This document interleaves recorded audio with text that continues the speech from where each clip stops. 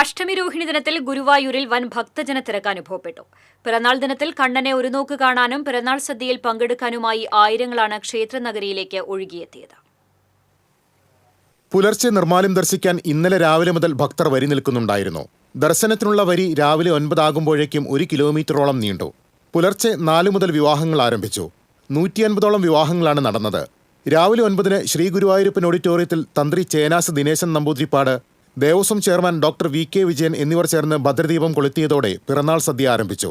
ഗുരുവായൂരപ്പന്റെ ചിത്രത്തിനു മുന്നിലെ തോശനിലയിൽ പാൽപ്പായസം അടക്കമുള്ള വിഭവങ്ങൾ വിളമ്പിയ ശേഷം ആദ്യ പന്തി ആരംഭിച്ചു.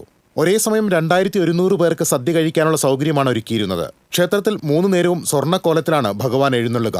പ്രധാന വഴിപാടായ അപ്പം രാത്രി അത്താഴപൂജയ്ക്ക് ഭഗവാന് നിവേദിക്കും. തിരക്ക് നിയന്ത്രിക്കുന്നതിനായി 300ഓളം പോലീസുകാരെയാണ് ക്ഷേത്ര നഗരിയിൽ നിയോഗിച്ചിട്ടുള്ളത്. നഗരത്തിൽ പൂർണ്ണമായും വൺ വേ സംവിധാനം ഏർപ്പെടുത്തിയിരുന്നു. TCV news, Guruvayur.